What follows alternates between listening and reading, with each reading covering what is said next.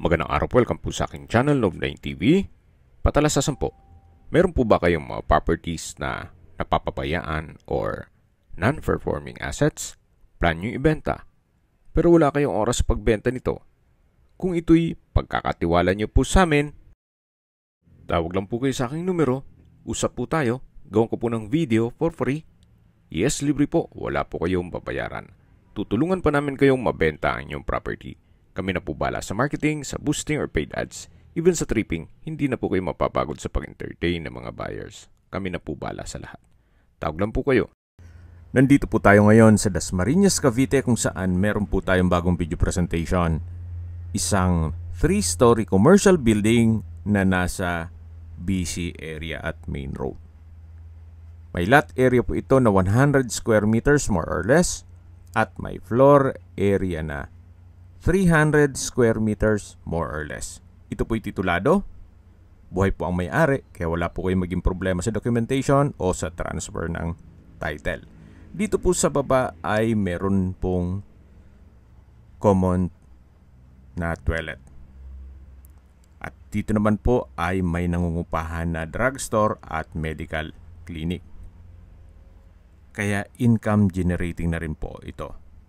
Pati po sa second floor at third floor. Ito po ang loob ng drugstore at medical clinic. Malaki ang espasyo. Meron na rin pong dalawang split type aircon. Meron pong mga outlet, naka-tile flooring, at pulido din po ang pagkapintura ng ceiling at wall. Ito pong buong building ay may monthly income na 115,000 pesos. Then dun po sa katabi nitong building ay may excess lot na free na po yon. At meron din pong umuupa doon. Kaya umi-income din. So yan po yung ground floor. Ito naman po yung banyo. May hand wash basin, vanity mirror, water closet, at ito yung naka-tile bathroom wall. Ito po yung sa ilalim ng hagdan. At naka-wooden door. Ito naman po yung staircase. Naka-granite natural stone. Then may brick stone itong staircase wall. At dito naman po tayo sa second floor. Na meron po itong tatlong commercial space. Ito po yung unang commercial space. Sa dulo may split type aircon. Pahaba po ito.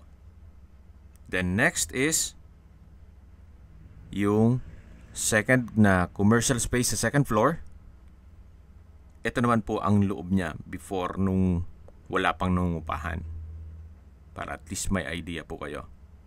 Then meron na rin pong mga outlet at split type aircon. Then ang third na commercial space naman ay ito po. Then meron din po itong glass wall and door.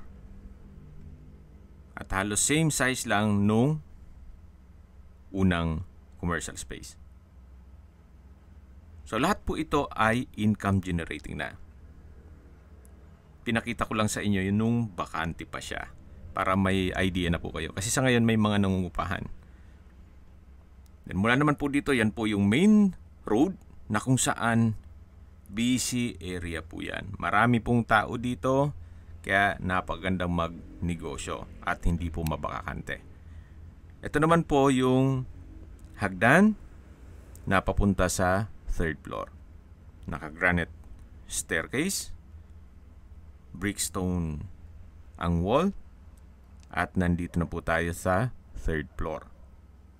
Meron din po itong banyo na kung saan kumpleto din po. May water closet, hand wash basin, vanity mirror. At dito naman po yung access door na papunta naman dito sa third floor. Kung saan ito po yung ginawang office ngayon. Ito po yung picture nung wala pang nangungupahan.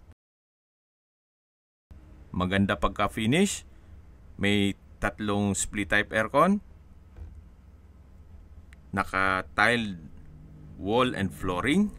May pin lamps itong ceiling. Then sa dulo po ay may brickstone design din yung wall.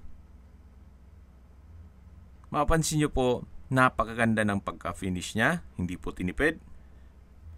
Kaya dun po sa construction cost ni owner dito ay malaki din ang inabot. At habang pinagmamasdan nyo po ito, pag-usapan natin ang distance, location at travel time. Mula po sa Dasma Arena, ang distance is 1.3 kilometers at ang travel time is 4 minutes. Mula naman po sa De La Salle at Emilio Aguinaldo College, ang distance is 3.4 kilometers at ang travel time is 11 minutes.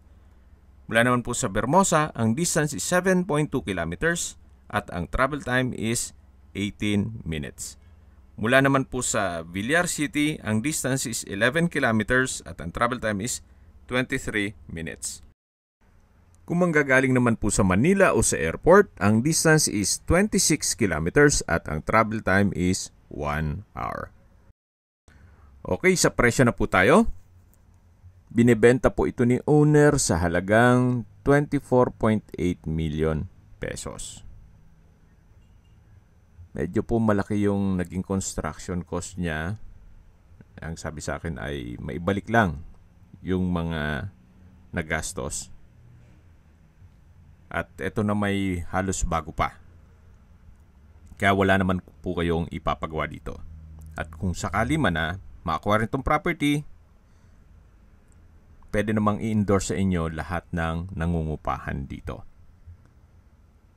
Kung may mga katanungan po kayo, tawag lang po kayo sa aking numero. At sa mga kababayan naman natin nasa ibang bansa, meron po akong WhatsApp, Viber, Telegram, at Signal. Same number lang po, 0917-316-3399.